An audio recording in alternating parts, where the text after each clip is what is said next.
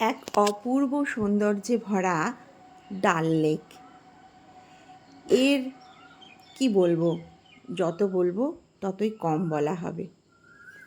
আমরা মার্চে গিয়েছিলাম, তো ডাল লেকের সেই শোভা আর এই যে ফ্লোটিং মার্কেট, এই অন্যান্য শিকারা করে বিভিন্ন ধরনের মানুষ তাদের জীবিকা নির্বাহের জন্য বিভিন্ন ধরনের উপকরণ নিয়ে হাজির।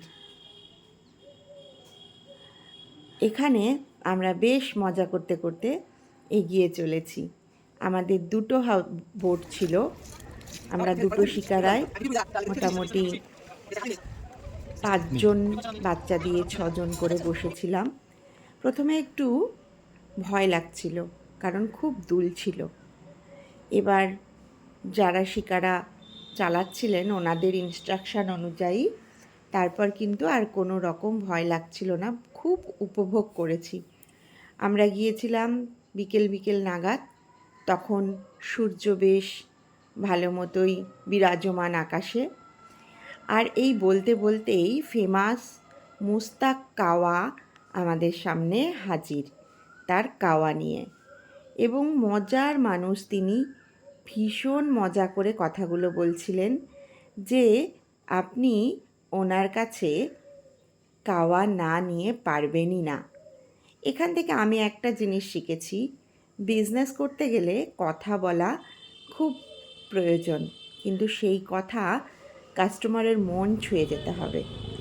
আর ওনার কথাগুলো এতটাই সুন্দর ছিল যে ইচ্ছে না থাকলেও কিন্তু আমরা একটা দুটো করে বেশ অনেক কয়েকটাই কাওয়া নিয়ে নিয়েছিলাম। আর ওনার বলার স্টাইলটাই ছিল অন্যরকম। কাওয়ার দাম কত জিজ্ঞাসা করাতে উনি বলেছিলেন যে 9,999 টাকা ডিসকাউন্ট দেওয়া হয়েছে। তো এই কথাটাই অবাক লেগেছে। অ্যাকচুয়ালি 100 টাকা করে এক একটি কাওয়ার দাম। তো ওনার পরিবেশনটাও কিন্তু অসাধারণ ছিল।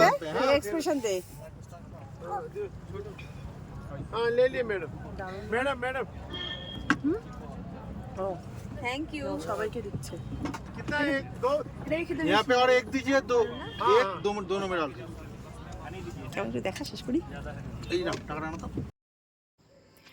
কাওয়া জিনিসটা কি সেটা অনেকেই জানে না। এটা একটা ফ্লেভার বেস চা, এর মধ্যে নানা ধরনের ড্রাই ফ্রুটস দেওয়া থাকে। তো সুগার, হানি যে কিছু দিয়ে এটা খাওয়া যেতে পারে, আর ভীষণ টেস্টি ছিল।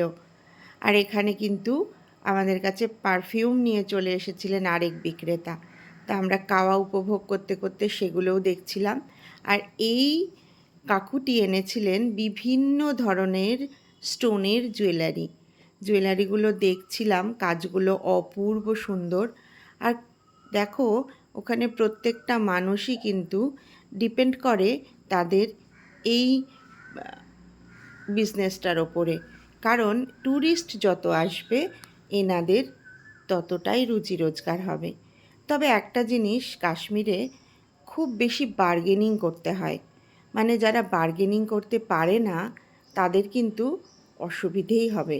এক কথায় অনেকটা টাকা দিয়েই তাদের ঠকতে হবে। এই করতে করতেই আমরা পুরো লেকটা ঘুরতে ঘুরতেই সূর্য অস্ত যাবার মুখে। আর ডাল লেকের এই ফ্লোটিং মার্কেট অসাধারণ, দুর্দান্ত এক মনোরম পরিবেশ। বিভিন্ন ধরনের পাখি, হাঁস, আমরা অনেক কিছুই দেখেছি। এখানকার মানুষের জীবনযাত্রা, কিভাবে তারা জীবিকা নির্বাহ করছে, কিভাবে তারা জীবনযাপন করছে, এগুলো দেখতেই অদ্ভুত লাগছিল। বিভিন্ন ধরনের দোকান এখানে সাজানো ছিল, এগুলো গভর্নমেন্ট রেজিস্টার্ড দোকান।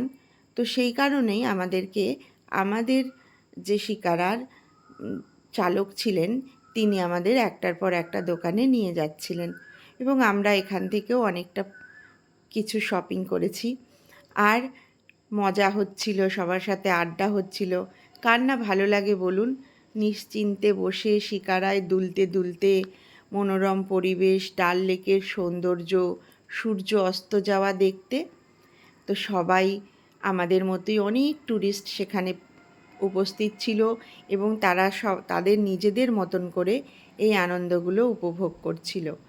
তো আমি খুব বেশি ভালো ছবি তুলতে পারিনি, কারণ আমি এমন জায়গায় বসেছিলাম, চাইছিলাম ভালো ভালো ছবি তুলতে, কিন্তু আমার চালক আমাকে বারণ করছিল পড়ে যাওয়ার ভয়ে। সন্ধেবেলার ডাল লেক, সূর্য অস্ত যাচ্ছে, অপূর্ব মনোরম পরিবেশ। কেমন লাগলো অবশ্যই কমেন্ট করবেন।